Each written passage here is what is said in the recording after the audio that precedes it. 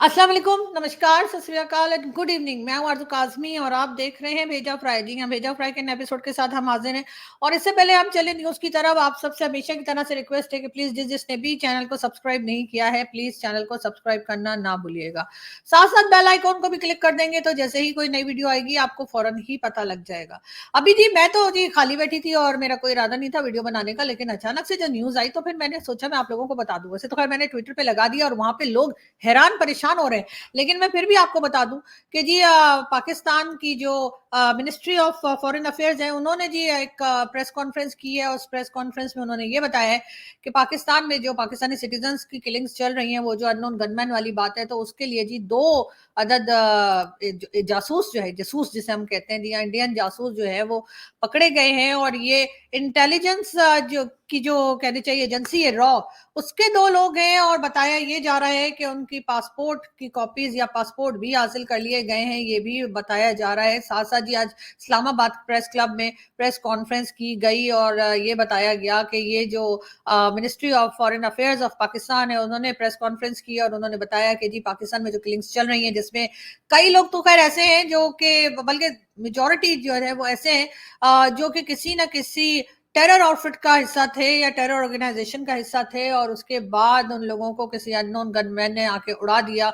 और उनमें कई नाम जो हैं वो शामिल हैं। एक तो शाहिद लतीफ का नाम भी बताया जा रहा है, उसको भी मस्जिद के बाहर मारा गया था। और इसी तरह से दो चार नाम और भी सामने आ रहे हैं। और कई लोग जो हैं सब हैरान हो रहे थे इससे पहले कि आखिर ये कौन है जो आता है और मार के निकल जाता है। और वो सब लोग वही थे जो कहीं ना कहीं किसी ना किसी जगह पे उन्होंने टेरर किया था, लोगों की जानें ली थी और उसके बाद वांटेड लिस्ट में भी थे, ना सिर्फ पाकिस्तान की बल्कि भारत की भी। जी हाँ, और अब कहा यह जा रहा है कि ये दरअसल बहुत बड़ा मंसूबा था इंडियन जो एजेंसी है रॉ उसका। और इसी वजह से पाकिस्तान की जो मिनिस्ट्री ऑफ फॉरेन अफेयर्स है, उन्होंने जी प्रेस कॉन्फ्रेंस में बताया कि जी उन्होंने जो है लोगों को उन लोगों का पता चला लिया है। और अब हुआ ये है कि जी अब यही यकीनन ये बात जो है वो भारत तक भी पहुंचा दी गई होगी और बता दिया होगा कि जी हमने आपके दो अदद जासूस, जिसे हम जासूस बोलते हैं, जी हाँ हमने वो भी पकड़ लिए। और साथ ही ये भी कहा जा रहा है कि जी बहुत जल्द जो है वो बाकी लोगों को भी अरेस्ट किया जाएगा जो पाकिस्तान में आके और यहाँ के सिटीजन्स को मार रहे हैं। और साथ साथ ये भी कहा जा रहा है कि जी ये जो किलिंग्स चल रही हैं, जिनको हम लोग काफी टाइम से डिस्कस कर रहे थे और हमने भी अपने चैनल पे कई बार डिस्कस किया था कि ये अननोन गनमैन आखिर कौन है। तो जी वो अननोन गनमैन जो है वो बकौल हमारी Pakistan foreign office ministry of foreign affairs जो है उनके के जी ये इंडियन जासूस थे। और ये इंडियन एजेंसी रॉ ने बहुत बड़ा कोई प्लान किया था, जिसमें उनका इरादा ये था कि पाकिस्तान में बहुत बड़े स्केल के ऊपर टेररिज्म करनी है। लेकिन वो लोग पकड़े गए। तो जो लोग हमें बार बार पूछ रहे हैं और ट्विटर के ऊपर जब ये न्यूज मैंने शेयर की तो बार बार हमसे कह रहे हैं कि आखिर नंबर वन एजेंसी क्या कर रही है। तो जी नंबर वन एजेंसी ने तो पकड़ा है ना, तभी तो हमें पता लगा, वरना हमें क्या पता था। बीच में देखे सारे काम काज छोड़ के उन्होंने, हालांकि उन्हें मटर भी छीलने होते हैं और भी बड़े काम होते हैं, लेकिन वो सब कुछ छोड़ छाड़ कर आप देखिए कि जी उन्होंने जो है ये दो लोग पकड़े। लेकिन बहरहाल इसके ऊपर अपडेट्स जैसे जैसे आती जाएंगी हम आप तक पहुंचाते जाएंगे। बात हम एक बार फिर भारत की करते हैं और भारत में है जी रिपब्लिक डे। जी हाँ, 26 जनवरी रिपब्लिक डे जो है वो मनाया जाएगा कल इंडिया में। और उसके लिए फ्रेंच प्रेसिडेंट जो है वो भारत पहुंच चुके हैं। और जयपुर कोई जगह है और वहां पर वो पहुंचे हैं और मोदी जी ने उन्हें वेलकम किया है। और कल की जो सेलिब्रेशन होगी रिपब्लिक की, उसमें वो हिस्सा लेंगे। लेकिन खैर रिपब्लिक डे पे तो हम भी हिस्सा लेंगे। ये और बात है कि हम यहीं इस्लामाबाद में हिस्सा लेंगे। और यहाँ पे आप जानते ही हैं कि जो एम्बेसी है उसमें इवेंट होता है। तो जी हमें तो इनविटेशन आ गया, तो हम पहुंच जाएंगे कल तैयार श्यार होके और खा पी के वापस आएंगे। लेकिन ये जरूर है कि जी मुबारक हो आप लोगों को बहुत बहुत। जितने इंडियंस हमें देख रहे हैं, जितने हिंदुस्तानी हमें देख रहे हैं, आप सबको रिपब्लिक डे की बहुत बहुत बधाइयाँ, बहुत बहुत मुबारकबाद। और कल भी खैर हम मुबारकबाद दे देंगे, लेकिन आज एडवांस में मुबारकबाद ले लीजिए। बाकी हम आगे बढ़े और बात करेंगे हम जी हाँ आर्मी चीफ की। एक बार फिर पाकिस्तान के आर्मी चीफ की अगर हम बात करें और जी उनका कहना ये है कि जी $5 लाख देकर जो है वो किसी भी इंटरनेशनल मैगजीन में या न्यूज़पेपर में आर्टिकल लगवाया जा सकता है। ये इल्ज़ाम वो यकीनन लगा रहे हैं इमरान खान के ऊपर। जी हाँ, इमरान खान जो कि आजकल जेल में हैं, हमारे पहले प्राइम मिनिस्टर भी रह चुके हैं, लेकिन आर्मी चीफ का ये कहना है कि कोई बड़ी बात नहीं है अगर इमरान खान ने अपना आर्टिकल लगवा लिया 5,000 या पता नहीं $5 लाख दे के पता नहीं $50 लाख दे के, हर कोई अपनी अगर अलग ही फिगर बता रहा है, लेकिन खैर कुछ ना कुछ पैसा दे के बहरहाल उन्होंने कर लिया। ये बात हमने हमारे जो पैनलिस्ट आए, हमारे जो दोस्त आए, डॉक्टर कमर चीमा, हमने उनसे भी पूछा कि सर ये क्या चक्कर है? तो उनका कहना है कि कोई खास बात नहीं है, ऐसे पैसे वैसे दे के लोग काम करवाते ही हैं। और साथ ही उनका ये भी कहना था कि आप मोदी जी को देख लीजिए, मोदी जी हालांकि कितने सक्सेसफुल लीडर हैं, कितने सक्सेसफुली वो अपने प्राइम मिनिस्टरशिप को चलाते हैं, लेकिन इसके बावजूद मोदी जी अपने ऊपर बहुत पैसा लगाते हैं अपनी पब्लिसिटी के लिए। मैं नहीं कह रही, चीमा जी कह रहे हैं, सुन लीजिए। स्टेक होल्डर्स को बुला लिया, वहां पे चीफ भी गए, वहां पे प्राइम मिनिस्टर भी थे, वहां पे उन्होंने बात कर ली। इसमें कोई बहुत बड़ी मेरा ख्याल है रॉकेट साइंस नहीं है। और रही बात इकोनॉमिस्ट की कि जी वो उन्होंने किया है, तो ये पैसा कहाँ नहीं चलता मैडम। अमेरिका के अंदर आजकल कंपेन हो रही है ना, ठीक है, डोनाल्ड ट्रंप, और देखें वहां पे 5-5, 7-7 अरब डॉलर लगा देते हैं इलेक्शन लड़ने में, और वो पैसा कहाँ जाता है। भारत के अंदर प्राइम मिनिस्टर मोदी साहब जो हैं, आपको पता है कितना पैसा उन्होंने अपनी इमेज बिल्डिंग के लिए 2019 में दिया था। नवाज शरीफ, इमरान खान, आसफ जरदारी, बिलावल भुट्टो जरदारी पाकिस्तान के मीडिया को कितना पैसा दे रहे हैं टाइम खरीदने के लिए, चीजें कराने के लिए। तो ये तो पूरी दुनिया में एक्सरसाइज होती है। ये तो कोई नॉर्मल बात ही नहीं है। मुझे बताएं दुनिया का कोई पॉलिटिशियन, कोई बंदा लिखने वाला जो सिस्टम को इन्फ्लुएंस ना कर सकता हो, कोई एक जगह बता दें। क्या पॉलिटिशियन नहीं करते? इमरान खान को छोड़ें, उसने 5 लाख हजार डॉलर दिया या नहीं दिया। क्वेश्चन ये है कि डोनाल्ड ट्रंप हो, जो बाइडेन हो, नरेंद्र मोदी हो, प्राइम मिनिस्टर इमरान खान हो, नवाज शरीफ हो, आसफ जरदारी या बिलावल भुट्टो हो, क्या वो करोड़ों रुपए दे के टीवी से टाइम खरीदते हैं कि नहीं खरीदते? या अखबारों में अपनी मर्जी की पब्लिसिटी करवाते हैं कि नहीं करवाते? या अखबारों को टाइम दे के उनसे वो सारी स्पेस खरीदते हैं कि नहीं खरीदते? खरीदते हैं। ये कौन सी ऐसी बात है? बिल्कुल सही कहा उन्होंने, खरीदते हैं लोग। मैं आपको मिसालें दे रहा हूं। आप जाके जस्ट सिर्फ गूगल करें कि प्राइम मिनिस्टर मोदी की इमेज बिल्डिंग पे 2019 में कितना पैसा लगा, कितना बीजेपी ने लगाया उनको प्रमोट करने के लिए। बिकॉज वो इज एन आइकॉन है ना, वो अपनी पार्टी की आइकॉन है, उन्होंने डिलीवर किया 10 साल, इज अ सक्सेस स्टोरी। लेकिन फिर वो पैसा लगा रहे हैं। आप जाके उस पर गूगल करें, आपको सारी खबर आ जाएगी, समझ आ जाएगी। सो जो इमरान खान ने किया है वो गलत थोड़े किया है। जी, तो ये थे डॉक्टर कमर चीमा जो कह रहे थे कि जो इमरान खान ने किया वो कुछ गलत नहीं किया, और साथ ही उन्होंने मोदी जी का भी कहा कि मोदी जी भी पैसे-वैसे देकर अपनी न्यूज़ जो है वो चलवाया करते हैं टीवी के ऊपर, और इसके अलावा डोनाल्ड ट्रंप और कई लोगों के उन्होंने नाम लिए।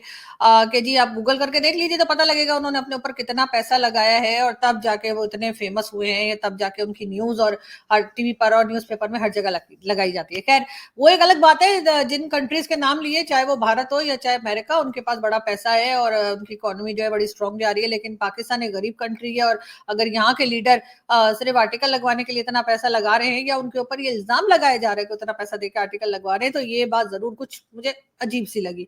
लेकिन खैर कोई बात नहीं, अब बड़े बड़े देशों में ऐसी छोटी छोटी बातें होती रहती हैं, ये तो आप लोग जानते ही हैं।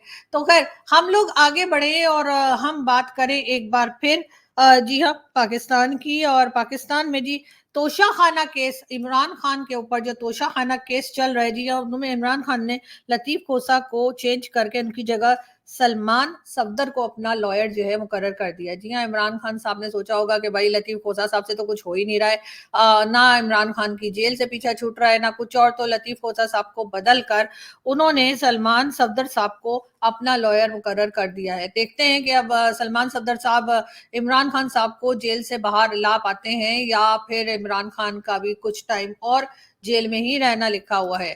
खैर आगे बढ़े और हम बात करें शाहिद खाकान अब्बासी। शाहिद खाकान अब्बासी जो कि प्राइम मिनिस्टर भी रह चुके हैं, पीएमएलएन के मेंबर भी रह चुके हैं, आजकल पीएमएलएन से काफी नाराज हैं, हालांकि पीएमएलएन ही थी जिन्होंने इनको प्राइम मिनिस्टरशिप तक पहुंचाया।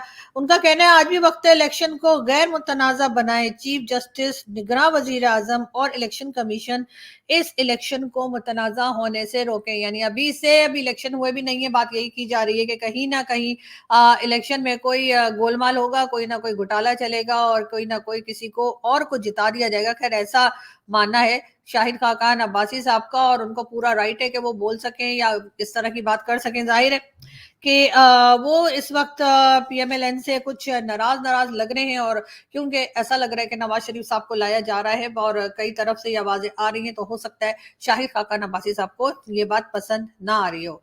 खैर फवाद चौधरी साहब की जमानत हो गई है। खैर फवाद चौधरी साहब को हर थोड़े दिन में जेल में डाल देते हैं पकड़ के, हर थोड़े दिनों में कोई ना कोई केस उनके ऊपर बना दिया जाता है, और कुछ दिनों के बाद फवाद चौधरी साहब को छोड़ दिया जाता है और वो विक्ट्री का निशान बनाते हुए बाहर आ जाते हैं। लेकिन खैर देखते हैं कि फवाद चौधरी इस बार कितने दिनों के लिए बाहर आए हैं और फिर दोबारा पकड़ के उनको कब अंदर डाल दिया जाएगा, किसी की कोई गारंटी नहीं है।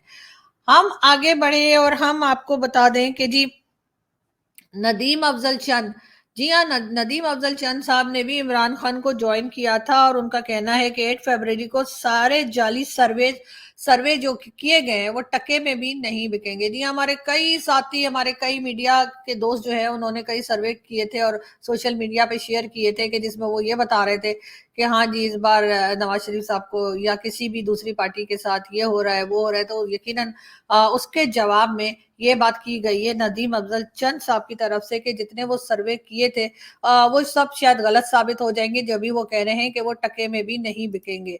बात करेंगे एक बार फिर बिलावल भुट्टो जरदारी की, और बिलावल भुट्टो जरदारी ने कहा है कि जी आसिफ अली जरदारी साहब के तजुर्बे से हमें सीखना चाहिए। जी हाँ, आपको सीखना चाहिए, आपके पिताजी हैं, अब्बा जी हैं, फादर हैं, यकीनन आप उनके तजुर्बे से सीखे। वैसे एक सक्सेसफुल किस्म के पॉलिटिशियन रहे हैं आसिफ अली जरदारी साहब, इस बात से तो कोई इनकार नहीं कर सकता। लेकिन बहरहाल बिलावल भुट्टो कह रहे हैं कि सीखना चाहिए, तो भाई आप सीखिए ना, पॉलिटिशियन तो आप हैं, फॉरेन मिनिस्टर तो आप बने थे, प्राइम मिनिस्टर बनने की कोशिश तो आप कर रहे हैं, तो आप भी सीखिए और अपने साथी दूसरे जो पॉलिटिशियंस हैं आपकी पार्टी के उनको भी कहिए कि कुछ आसिफ अली जरदारी साहब से सीख लें। इसलिए कि आसिफ अली जरदारी साहब को ना सिर्फ पाकिस्तान में बल्कि भारत में भी बहुत से लोग समझते हैं कि वो एक कामयाब सियासतदान है, वो एक कामयाब पॉलिटिशियन है, और उनको कई चीजों को हैंडल करना आता है। बात हम करेंगे एक बार फिर बिलावल भुट्टो जरदारी की, और जी बिलावल भुट्टो जरदारी के बारे में एक बार फिर जो स्टेटमेंट आई है और उसमें जी कहा यह गया कि बिलावल भुट्टो को सिर्फ पाकिस्तान ही नहीं बल्कि पूरी दुनिया लीडर मानती है। जी हाँ, चौधरी सरवर साहब जो इमरान खान के साथी रह चुके हैं, इमरान खान के जब इमरान खान प्राइम मिनिस्टर थे तब चौधरी साहब भी उनके साथ थे। उनका कहना ये है चौधरी सरवर साहब का कि जी बिलावल भुट्टो जरदारी को पाकिस्तान ही नहीं पूरी दुनिया जो है वो लीडर मानती है। अच्छा, ये खबर कहाँ आई? वैसे ये तो बिल्कुल ही मैं कहती हूँ कि अजीब सी न्यूज़ है, और ये मैंने तो कहीं नहीं पढ़ी। मुझे नहीं मालूम कि चौधरी साहब को ये किसने कह दिया है कि बिलावल साहब को जो है वो पूरी दुनिया लीडर मानती है, इसलिए कि ये थोड़ी ज़्यादा हो गई ना, ज़्यादा लंबी फेंक दी। चौधरी साहब चलो कोई बात नहीं, चौधरी साहब सीनियर बंदे हैं और हम उनकी बहुत रिस्पेक्ट करते हैं, तो इसलिए अगर वो कभी-कभार बहुत ज़्यादा लंबी फेंक दें तो हम उन्हें फिर कुछ कहते नहीं हैं। हम कहते हैं ठीक है, अब कह रहे हैं तो कह रहे हैं, कहने में क्या जाता है, कोई हर कोई बिलीव थोड़ी कर रहा है। और ना ही जो है वो इससे किसी की सेहत खराब होनी है, ना किसी का गला खराब होना है, ना किसी को जुकाम होना है, तो कहने दीजिए। अब चौधरी साहब ने हो सकता है कि पीपल्स पार्टी से कोई मुक्का कर लिया हो सकता है चौधरी साहब सोच रहे हो कि जी पीपल्स पार्टी में जाकर और कोई सीट वीट मिल जाए या कोई और इस तरह की बात सोची हो। वरना सोचिए कि बिलावल साहब को जो मतलब अभी पूरे पाकिस्तान में लोग उनको इतना ज्यादा पसंद नहीं कर रहे हैं, क्योंकि जाहिर अभी काफी यंग है और लोग यही सोच रहे हैं कि किसी और को आना चाहिए एज प्राइम मिनिस्टर। तो दूसरी तरफ वो कह रहे हैं कि जी चौधरी साहब का कहना ये है कि जी बिल्कुल इनको जो है वो पूरी दुनिया लीडर मानती है, ना सिर्फ ये कि पाकिस्तान। खैर बहरहाल इस तरह की बातें इलेक्शन में होती रहती है, मुझे यकीन है कि बाकी कंट्रीज में भी होती होंगी, और अगर हम लोग कर रहे हैं तो ऐसी कौन कौन सी गलत बात हो गई। मगर खैर हम आगे बढ़े। कल से मुल्क के मुख्तलिफ इलाकों में बारिश और बर्फबारी। जी हाँ, पाकिस्तान में बताया जा रहा है कि कल से बारिश और बर्फबारी का इम्कान है। तो जो लोग ऐसे ही घूम रहे हैं ना, वो जरा जैकेट वैकेट पहन लें या जैकेट्स निकाल लें अपनी, और बाहर तो बिल्कुल ही ना निकलें। लेकिन खैर देखते हैं। वैसे हमारे यहाँ जब इस किस्म की बात की जाती है और वेदर फोरकास्ट की जाती है तो अक्सर गलत ही निकलती है, तो इसलिए आप कोई टेंशन लेने की कोई जरूरत नहीं। कल बारिश और बर्फबारी नहीं होने लगी, तो इसलिए अगर ये हमारे टीवी चैनल्स ने बताई है ये खबर, और हमारे टीवी चैनल्स जो भी वेदर फोरकास्ट करते हैं वो हमेशा गलत होती है। अभी तक मैंने तो बचपन से लेकर अभी तक यही देखा है, एक टाइम भी इनकी जो बताई हुई बातें ना वो सही साबित नहीं हुई। तो इसलिए मेरा ख्याल है कोई नहीं, कल अगर किसी ने कहीं निकलना है तो आराम से निकले, घूमे फिरे और वापस आ जाए। इनके हिसाब से जो ये बता रहे हैं कम से कम भी 3 से 4 दिन बाद ये सब कुछ होगा, बारिश या बर्फबारी या जो भी कह रहे हैं, कल होने वाला नहीं है, इसलिए कि हमारे यहाँ जो फोरकास्ट की जाती है वो सभी को मालूम है। खैर आगे बढ़ते हैं और आगे हम चले और एक बार फिर फवाद चौधरी साहब का इलेक्शन बायकॉट करने का ऐलान। जी हाँ, फवाद चौधरी साहब ने कह दिया कि जी मैं इलेक्शन का बायकॉट कर दूंगा। अच्छा, इलेक्शन का बायकॉट वो लोग करते हैं सर फवाद चौधरी साहब, जिनको के टिकट मिला होता है, जिनको के परमिशन मिली होती है कि ठीक है आप इलेक्शन में हिस्सा ले सकते हैं। यानी इलेक्शन में हिस्सा ले सकते हैं कि परमिशन होने के बाद इंसान कहता है कि यार परमिशन तो, लेकिन मैंने इलेक्शन में हिस्सा नहीं लेना, मैं बायकॉट कर रहा हूँ। लेकिन आपको तो परमिशन ही कोई नहीं मिली है। आपको क्या, आपके पूरे खानदान को नहीं मिली है, आपकी मिसेज को भी मना कर दिया, आपके भाई को भी मना कर दिया, बचा कौन? तो अब इलेक्शन का बायकॉट करने का क्या मतलब है? ये तो ऐसे ही है जैसे मौलाना फजलुर रहमान को अमेरिका वाले वीजा नहीं देते। एक बार उनका मतलब लास्ट टाइम जो मौलाना साहब ने ट्राई मारी थी वीजा लेने के लिए, तो उन्होंने वीजा मना कर दिया, रिजेक्ट कर दिया मौलाना साहब का। तो फिर मौलाना फजलुर रहमान का स्टेटमेंट आया और वो कहने लगे बस जी अब मैं कभी अमेरिका नहीं जाऊंगा, मैं बिल्कुल बाइकआउट कर रहा हूँ अमेरिका का। तो वो तो अमेरिका तो खुद नहीं आपको वीजा दे रहा आने के लिए, तो आपने क्या बाइकआउट करना है? तो इसी तरह का कुछ बाइकआउट जो है वो चला है चौधरी फवाद की तरफ से, और वो कह रहे हैं कि जी वो इलेक्शन का बाइकआउट कर रहे हैं। हालांकि इलेक्शन तो वैसे भी आप लोग जानते हैं कि उनको कोई आने नहीं दे रहा, कोई उनको वैसे ही परमिशन नहीं है कि इलेक्शन में हिस्सा ले सके, उनके ऊपर तरह तरह के केसेस बने हुए हैं। तो अब इलेक्शन का बाइकआउट करने का क्या मतलब है? मेरा ख्याल है वो ये बोल रहे हैं कि मैं वोट डालने भी नहीं जाऊंगा। हालांकि वोट डालने वो जा सकते हैं, उसकी परमिशन है उनको, लेकिन वो यही कह रहे होंगे मैं वोट डालने भी नहीं जा रहा। लेकिन अगर वोट किसी ने डलवाना होगा फवाद चौधरी साहब आपसे, तो आपको तो पता है ना कि बाहर गाड़ी आ जाएगी, आपको बिठाएंगे, ले जाएंगे, आपसे वोट डलवाएंगे और वापस घर पे छोड़ जाएंगे। घर नहीं छोड़ेंगे तो कहीं और ले जाएंगे, लेकिन कहीं और ना ले जाएं, घर ही छोड़ दें तो ज्यादा अच्छा है। लेकिन बहरहाल इस तरह के साथ स्टेटमेंट ना दिया करें ना। पता नहीं आपको भी क्या शौक है ना, बार बार जेल में जाते हैं, बार बार जेल से निकलते हैं, अजीब ही तमाशा लगा हुआ है। लेकिन खैर कोई बात नहीं, अब क्या किया जाए, भाई लोगों की हुकूमत है जी, चाहे वो पीछे पर्दे के पीछे से करें, चाहे वो सामने बैठ के बोलें कि जी आज से हमारी हुकूमत है। पाकिस्तान में कुछ नहीं कर सकते, जाहिर है कि हम लोग बड़े बेबस लोग हैं। हम सिर्फ यही कर सकते हैं कि जी ठीक है सर जो आप कह रहे हैं ठीक है। अरे उससे मुझे याद आया, आप लोगों को मैं एक वीडियो दिखाना चाह रही थी, और बड़ी इंटरेस्टिंग मुझे एक वीडियो मिली थी छोटी सी, और उसमें जो है एक अदद क्या था भला, मुर्गा था मेरे ख्याल है, और वो बड़े मजे से चल रहा था। और मेरे पास वो वीडियो थी, लेकिन मैं अभी चेक करती हूँ। और मैंने वो आप लोगों के लिए रखी थी, और मैंने सोचा था कि हम देखें आजकल पाकिस्तान में पब्लिक जो है वो बिल्कुल ऐसे ही चल रही है जैसे कि ये तोता। और बिल्कुल मिल गई है मुझे वो वीडियो, और मैं आपको अभी दिखाती हूँ ताकि आप लोगों को मालूम हो हमारे हालात क्या है पाकिस्तान में, खास तौर पे पाकिस्तानी सिटीजन जो बेचारे आम से मेरे जैसे। ये देखिए।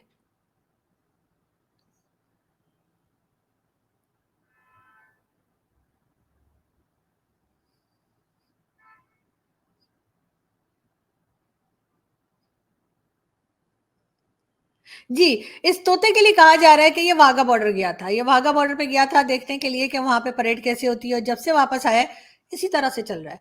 लेकिन खैर कोई बात नहीं, ऐसा होता है। लेकिन बहरहाल पाकिस्तान में क्या कुछ होता है ये तो आप लोग सब जानते ही हैं। लेकिन खैर मैं आपको ये भी बताती चलूं साथ साथ कि जी इलेक्शन की तैयारियां काफी हद तक कंप्लीट हैं, और लोगों को इंतजार है कि जी कब छुट्टियां होंगी और हम घर में आराम से बैठेंगे। लेकिन जैसे जैसे अपडेट्स आएंगी हम आपके पास लाते रहेंगे। लेकिन जाने से पहले मैं आपको ये भी बता दूं कि जी चाइना की तरफ से कहा गया है कि वो सी पैक के ऊपर दोबारा काम शुरू करना चाह रहे हैं।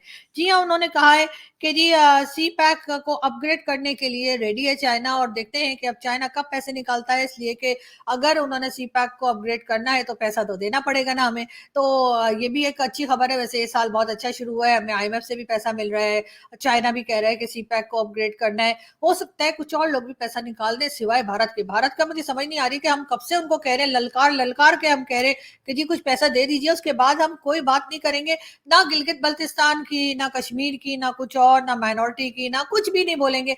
लेकिन मोदी जी जो है ना, मुझे नहीं समझ आ रही उतनी कंजूसी क्यों दिखा रहे हैं। मतलब 2-4 बिलियन डॉलर अगर दे देंगे तो उसमें ऐसा क्या चला जाएगा? मतलब एक सुकून ज्यादा जरूरी है या वो 2-4 बिलियन डॉलर आप लोगों के लिए जरूरी है? खैर सोचिएगा, हो सकता है कोई सही फैसला कर पाए। यहाँ से हम चलते हैं, आपसे मुलाकात होगी नेक्स्ट वीडियो में। हंसते रहिए, मुस्कुराते रहिए, और हमारे चैनल को सब्सक्राइब करना बिल्कुल ना भूलें। Thank you.